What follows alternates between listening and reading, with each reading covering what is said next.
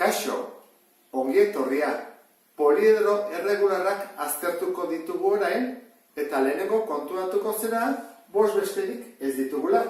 Eta hori zergatik da, poliedro erregularra izateko baldintzak oso zorrotzak direlako. Lehenengo baldintza zein da, aurpegi guztiak izan behar dutela poligono erregularrak eta gainean berdinak. Ezin ditugun astu triangeluak laukiekin edo pentagonoekin. Eta bigarren baldintza zein da, erpin bakoitzean elkartzen diren ertzak kopuru bera dutela. Ezin da izan, erpin batean 3 ertz elkartzen direla eta beste batean 4. Lehenengoarekin asteragoaz. Tetraedroa. Hau da, tetraedroa, zertaz dago osatuta, triangelu aldekidez. Ikusten duzu, triangeluak. Eta zenbat ditu 4, bat azpian, eta alboan, 1, 2, 3. Orduan, osatzera noa.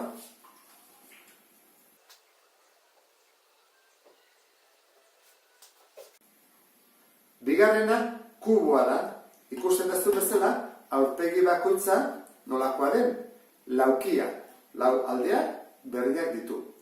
Eta erpin bakoitzean zenbat elkartzen dira, zenbat ertz. 1, 2, 3. 1, 2, 3. Lehen bezala. Tetraedroan bezala, 3 elkartzen dira. Orduan, guztira zenbat aurpegi ditugu, 1, 2, eta albotan beste 6.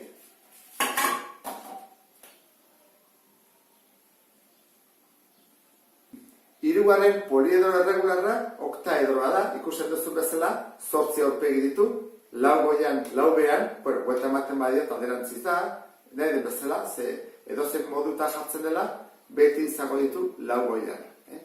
Eta zertaz dago osatuta? Triangeluaz. Triangelu aldekidez. Eta erpin bakoitzean zenbat ertz daude, orain ja 4 daude. Lehen 3 zeuden, orain 4. Orduan, ikusten duzu bezala, hau ere osatu dezakegu.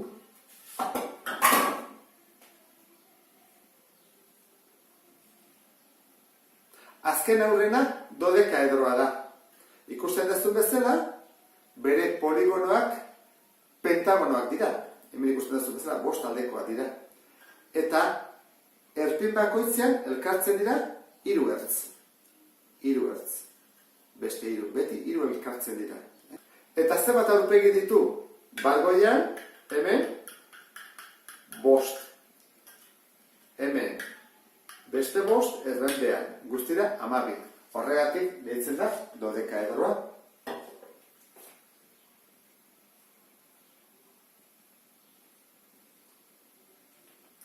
Azkena, ikosaedroa da. Eta triangelu aldekidez osatuta dago. Hemengo diferentzia, bestekin konparatuz da, erpin bakoitzean elkartzen direla 5 ertz. 1, 2, 3, 4, 5. Orduan hemen zauden 3 ertz, hemen 4 ertz, eta hemen 5 ertz. Eta zenbat aurpegi daude? Goian daude 1, 2, 3, 4, 5, behan daude 1, 2, 3, 4, 5, eta alboan astemaia kontatzen, 10 daude, beraz, 20.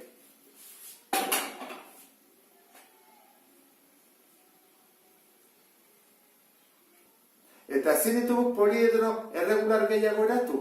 Ez, begira. Tetraedroa elkartzen ditugu 3 triangelu. Oktaedroan elkartzen ditugu 4 triangelu. Ikosaedroan elkartzen ditugu 5. 6 elkartzen baditugu, sortzen dugu plano bat, eta horren ezin diegu volumena. Kuboarekin berdinak gertatzen zaigu. Nik ditut 3, ezta? 3ak elkartzen dira erpin bakoitzean. Orain, 4 jartzen baditut, baita ere sortzen zen plano bat, eta ezin da egin. Eta pentagonoekin ere bai. Hemen 3 elkartzen ditut. 4 elkartzen baditut, pas egiten, ez? Eta horregatik daude bakarrik 5 poliedro erregular.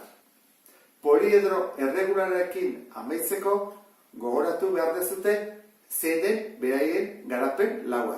Hori ezaztu. Honekin amaitzen dut. Beste bat arte, agur.